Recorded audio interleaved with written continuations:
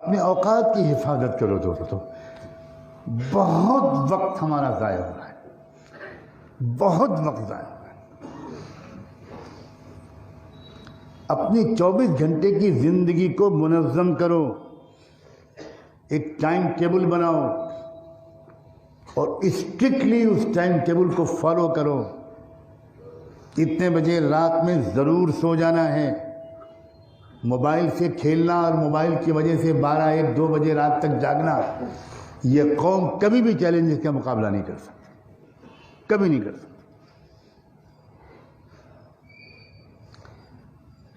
ہم یورپ اور امریکہ کو بہت بد دعائیں دیتے ہیں. یورپ اور امریکہ میں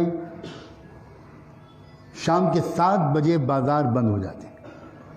نیو یارک شہر میں 7 بجے اگر آپ نکلیں تو بعض سڑکوں پہ گزرنے میں ڈر لگے گا، اتنا سناٹا ہو.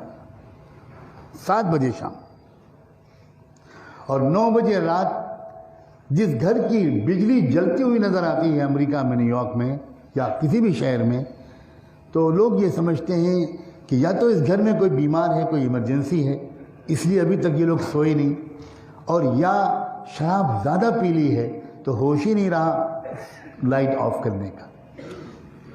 ہمارے ہاں 9 بجے صبح ہوتی ہے. مسلم محلے کئے بجے تک چلتے رہتے ہیں بتاؤ بھائی؟ اور رمضان میں اس پر آپ چاہتے ہیں اللہ کی مدد آئے. ہم نے کیا گت بنائی ہے اسلام کی. حیدرآباد شہر کے ایک مسلم ڈاکٹر دوست نے مجھ سے کہا کہ جب 15 شعبان کی رات آ جاتی ہے، جس کو عام طور پر لوگ شب برات کہتے ہیں، تو ان کے ہندو دوست ان سے پوچھنا شروع کرتے ہیں کہ تمہارا کھانے والا مہینہ کب آ رہا ہے. وہ رمضان، اس کو ہم نے کھانے والا مہینہ بنایا ہے. یہ رمضان ہوگا، روزے محشر ہوگا اور ہمارے گریبان ہوں گے. یہ کیا کلچر ہے؟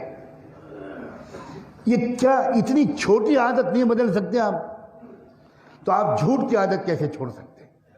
آپ بدنظری کی عادت کیسے چھوڑ سکتے ہیں؟ آپ ظلم کی عادت کیسے چھوڑ سکتے ہیں؟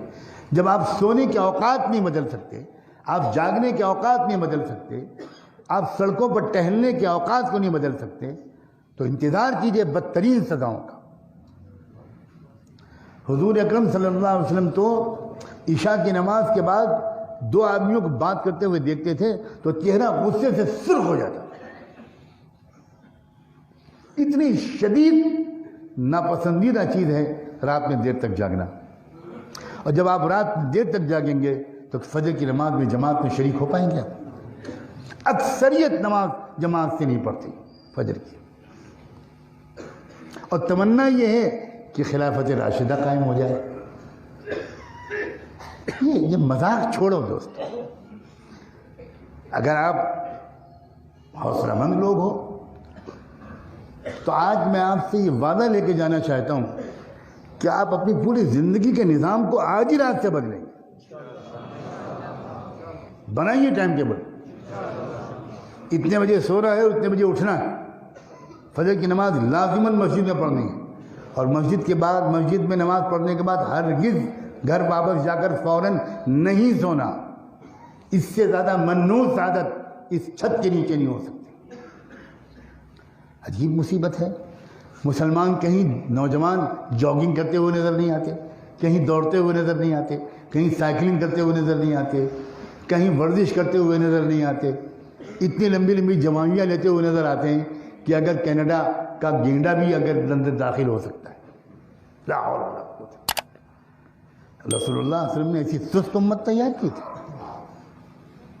فجر کی نماز کے بعد تھوڑی تلاوت کر لو، اس کے بعد دوڑو، سائیکلنگ کرو، ورزش کرو، فزیکل فٹنس پر زور دو. اللہ کے رسول صلی اللہ علیہ وسلم کمزور مومن کو دیکھ کر خوش نہیں ہوتے تھے. حضور نوجوانوں میں کشتیوں کے مقابلے کراتے تھے، گھوڑوں اور اونٹوں کی ریس کراتے تھے.